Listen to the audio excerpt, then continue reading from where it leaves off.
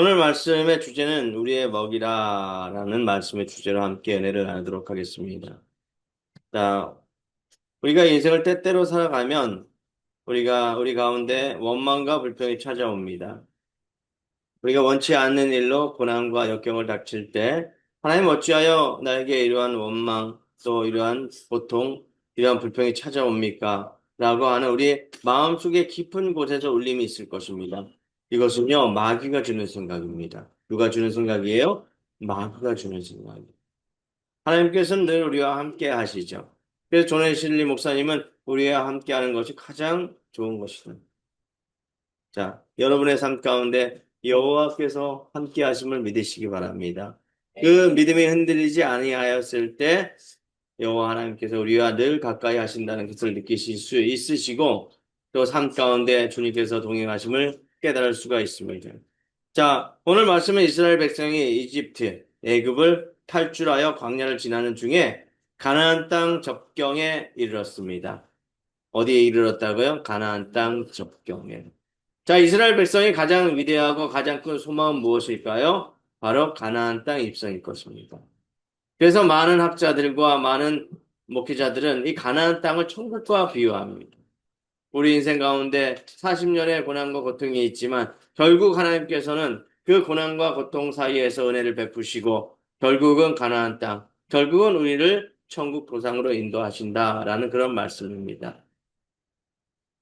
자, 그런데 가나안 땅, 그 가나안 땅을 앞에 두고 모세는 백성들을 모으고 또 거기에서 여러 가지 새로운 계명을 설파하고 그 계명을 이스라엘 백성에 알려줍니다. 그 내용이 바로 신명기 말씀이고요. 또 민수기 말씀은 하나님께서 때때로 만나와 메추라기에 구름과 불기둥으로 그 백성을 인도하는 그 은혜의 사건들을 기록한 내용이 바로 민수기 사건입니다. 오늘 말씀은 바로 민수기 내용의 일부분이죠. 자, 이스라엘 백성, 그 백성의 우두머리 모세는 12명의 정탐꾼을 가나안 땅에 파견합니다. 40일 동안 가나안 땅의 이모저모를 살피고 오너라. 그리고 우리가 저 땅을 정복하기에 합당한지, 어떻게 그 땅을 정복해야 할지 방법을 한번 모색해 보자꾸나 라고 하면서 12명의 정탐꾼을 보냅니다. 이 12명의 정탐꾼은 12지파의 가장 뛰어난 사람들, 그 우두머리가 되는 사람들을 보냈다는 것이에요. 그래서 대표자를 보냈을 때는 그만한 이유가 있었겠죠. 그리고 12명의 정탐꾼을 가나안 땅에 그 가나안 땅에 입성시키고 살피도록 이야기를 했는데 그 10명의 정탐꾼들은 그 땅의 보고를 이렇게 합니다. 저 가나안 사람들은 전투력이 강합니다. 성벽도 높습니다. 거인 중에 거인입니다. 안악 자손입니다. 우리가 스스로 비교해 보아도 저들 앞에 우리는 메뚜기와 같아서 우리는 도무지 그 백성을 이길 수가 없습니다. 부정적인 보고를 하죠. 똑같은 사건을 보아도 사람의 생각은 다릅니다. 어떤 사람은 그 사건을 보았을 때 부정적인 이야기를 합니다. 어쩌면 좋을까? 어떻게 하면 좋을까? 찌찌찌. 하지만 어떠한 사람은 그 사건을 보고 아니야. 이 사건을 통해서 우리는 도전받을 수가 있어. 이 고난은, 이 역경은 다시금 재도약하는 발판이 될 수 있어. 하고 그것을 벗삼아 다시금 일어나는 사람이 있습니다. 무너지는 사람이 있는가 하면 일어나고 다시 극복하는 사람이 있는 것이죠. 이것이 바로 성공의 비결입니다. 자, 여러분들은 부정적인 사고를 가지고 부정적인 보고하는 10명의 정탐꾼과 같은 사람이 되겠습니까? 아니면 모세가 사랑하고 아끼었던 눈의 아들 여호수아와 갈렙 같은 하나님의 보시기에 합당한 믿음의 눈을 바라보고 긍정적인 보고를 하시겠습니까? 여러분, 하지만 이스라엘 백성은 그 긍정적인 보고보다는 부정적인 그 보고가 귀에 솔깃했던 모양입니다. 1절입니다. 오늘 해중이 소리를 높여 부르짖음에 백성이 밤새도록 통곡하였더라. 바로 하나님께서 직격탄을 보냈던 그 불신앙, 이스라엘 백성에게는 불신앙이 있었습니다. 믿음이 있는 것 같지만 그 마음속에는 하나님을 온전히 믿지 못하는 온전한 믿음, 그 온전한 믿음이 없었던 것이죠. 민수기를 통해서 보여주시는 하나님께서 놀라운 은혜,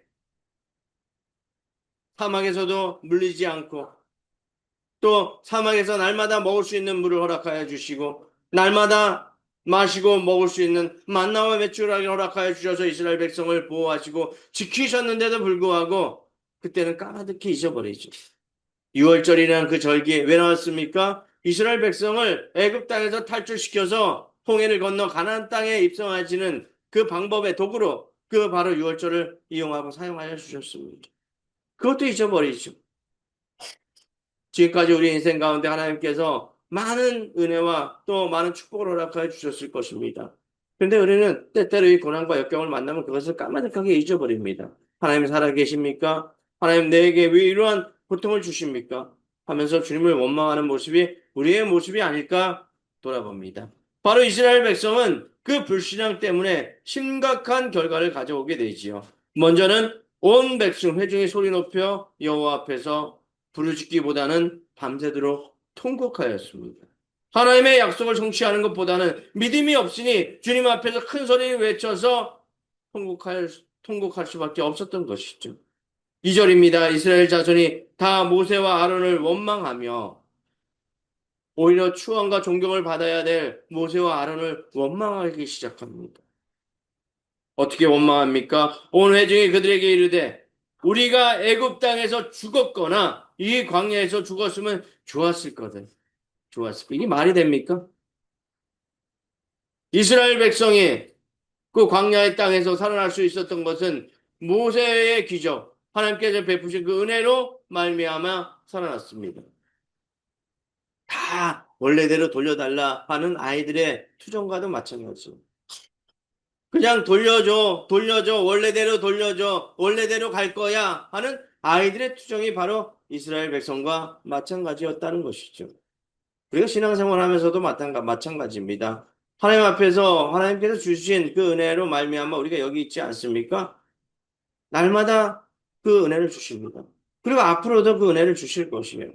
그런데 이스라엘 백성처럼 소리 높여 통곡하는 인생이 아니라 여호수아와 갈렙처럼 믿음의 길을 가시기 바랍니다.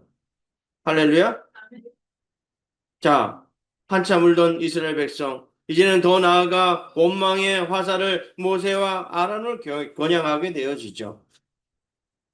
자, 모세는 애굽에서 400년 동안 노예로 살았습니다. 그 살았던 이스라엘 백성을 애굽에서부터 끌어낸 위대한 지도자입니다. 민족 지도자이죠. 이 백성을 얼마나 열심히 섬겼겠습니까? 뼈가 부서지라 잠도 제대로 못 잤을 것입니다. 힘도 없었을 것입니다. 80세의 고령의 나이에도 불구하고 사역에 열정을 올린 이 모세를 원망하기 시작합니다. 박수를 쳐서 모세를 응원해서 더 이스라엘 백성을 굳건하게 해야 될 이스라엘 백성. 오히려 우리가 이집트에서 죽었거나 이 광야에서 죽었더라면 좋았을 텐데 왜 우리를 여기까지 끌고 나와서 개고생시키느냐. 이 말이 됩니까? 오늘 똑같은 위기를 만났을 때 전혀 다르게 반응한 사람, 여호수아와 갈렙, 또 이스라엘 백성을 이끈 모세와 아론처럼 이러한 믿음의 위인들은 위기를 만났을 때 어떻게 반응했는지, 그리고 우리가 어떻게 반응해야 할지 함께 은혜를 나누도록 하겠습니다. 첫 번째, 따라해 보시기 바랍니다. 오로지 기도에 힘썼습니다. 오로지 기도에 힘썼습니다. 이 믿음의 위인들은 위기를 만났을 때 오로지 기도에 힘썼다는 것이죠. 위기를 만나고 환난을 만나고 또 고난을 만났을 때 특징이 있습니다. 그 문제는 우리가 해결할 수 없다는 것이죠. 그죠? 갑작스러운 재난, 쓰나미 같은 그 위기, 재난, 그거 우리 힘으로 해결할 수 있습니까? 머나먼 바다에서 몰려오는 그 지진으로 인해서 발생하는 그 태풍, 또 쓰나미, 우리 힘으로 해결할 수 없어요. 그때는 오직 기도에 힘써야 된다는 것이죠. 자, 이스라엘 백성이 가나안 땅에 들어가기 전에 그 가나안 땅에 있는 모든 위기, 이거 기도로 해결했다는 것이죠. 자, 보시겠습니다. 자, 5절입니다. 모세와 아론이 이스라엘 자손의 온 회중 앞에 엎드린지라. 왜 엎드렸을까요? 이스라엘 백성이 무서워서 엎드렸을까요? 그들의 칼과 그 분노 때문에 엎드렸을까요? 하나님 앞에 엎드렸던 것이 납작 기도하면서 하나님 우리를 도와주시옵소서. 저 백성들의 마음을 다시금 돌이켜 믿음의 길을 가게 하여 주시옵소서. 그런 믿음의 고백으로 하나님 앞에 납작 엎드렸습니다. 고난 만났을 때 다른 것 없습니다. 하나님 앞에 납작 엎드리시기 바랍니다. 오로지 기도에 힘쓰며 하나님 앞에 맡겨야 합니다.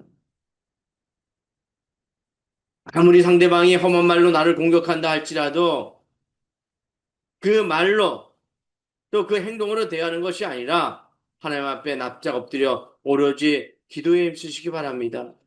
기도는 하나님께 맡기는 것이에요. 뭔지만도 못한 우리, 그죠? 우리가 뭐 이렇게 보아하니 참 위대하고 참 능력도 많고 이렇게 보일지 모를지언정 하나님 앞에서는 뭔지만도 못해. 나는 아무것도 아닙니다. 나는 아무것도 아닙니다. 주님 없이는 나는 아무것도 아니라는 것이죠. 여기 있는 것도 주님의 은혜. 내가 먹고 마시는 것도 주님의 은혜입니다. 여러분 병원 한번 가보십시오. 오늘 하루에도 죽어가는 사람들이 얼마나 많습니까? 간절히 기도하는 사람들이 얼마나 많아요. 그 위기의 순간을 만났을 때 하나님 앞에 납작 엎드려야 살 수가 있다는 것이죠. 그래서 이스라엘 백성은 하나님 앞에 납작 엎드리는 모세와 아론이 있었기 때문에 다시금 회복되어집니다. 다시금 주님께서 원하는 길을 갈 수 있었다는 것이죠. 자, 3절입니다. 어찌하여 여호와가 우리를 그 땅으로 인도하여 칼에 쓰러지게 하려 하는가? 우리 처자가 사로잡히리니 애굽으로 돌아가는 것이 낫지 아니하리냐? 이러한 원망. 또 4절 이에 서로 말하되 우리가 한 지휘관을 세우고 애굽으로 돌아가제 하매 자기의 생각. 자, 이 모든 것은 하나님 앞에 넙죽 엎드리는 것으로 해결되어집니다. 그리고 6절, 7절 보시면 그 땅을 정탐한 눈의 아들 여호수아, 여분네의 아들 갈렙이 자기의 옷을 찢습니다. 그죠? 찢습니다. 간절히 주님 앞에 나아가는 것을 볼 수가 있습니다. 자, 우리가 살펴보고 온 그 땅은 아주 좋은 땅입니다. 여호와께서 우리를 기뻐하신다면 우리는 그 땅, 적과 끓이는 그 땅을 하나님께서 주실 것입니다. 주시죠, 그죠?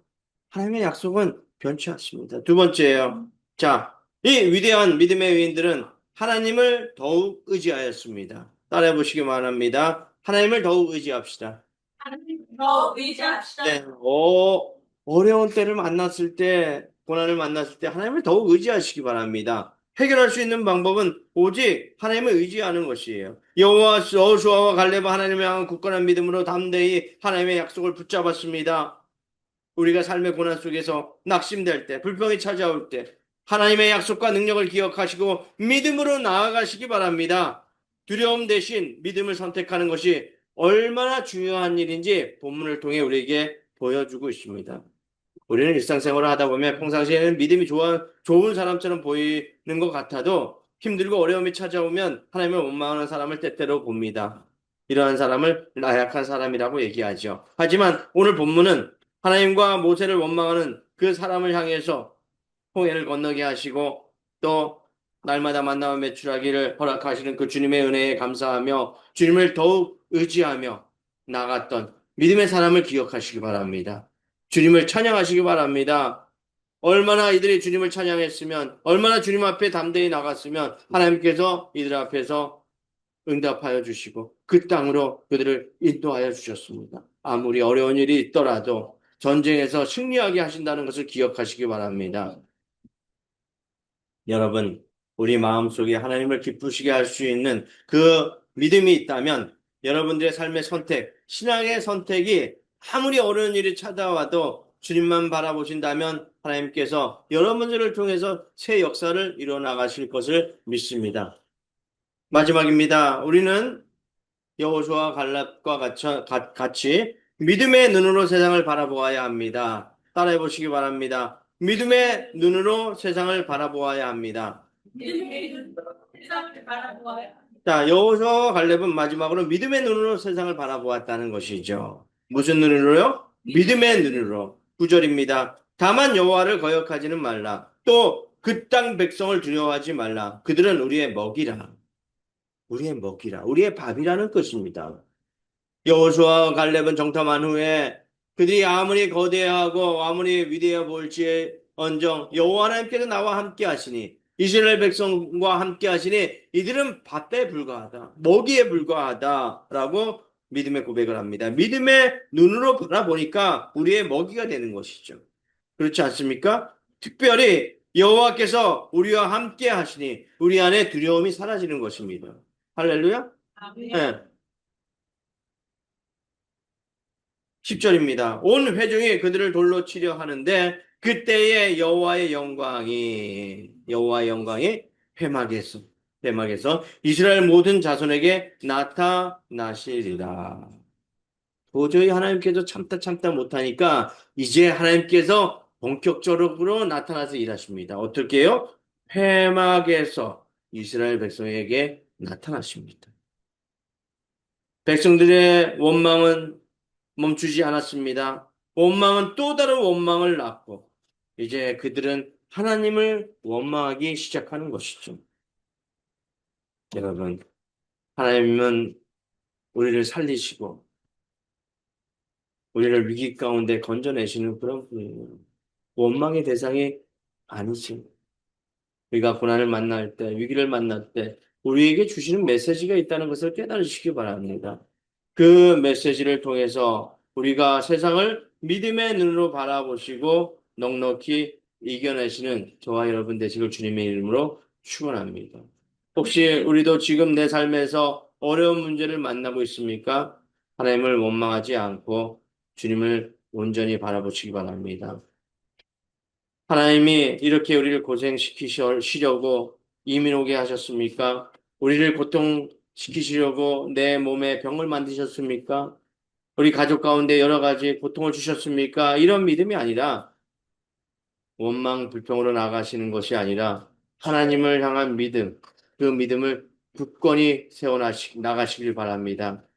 그때 하나님께서 우리의 불평의 가시, 원망의 쓴뿌리를 제거해 주실 것입니다. 우리의 신앙을 더욱더 점검해 보시고 그리고 하나님께서 새날을 열어가심을 믿고 또 오늘도 그 고난과 역경 앞에서 믿음으로 하나님을 붙드시길 바랍니다.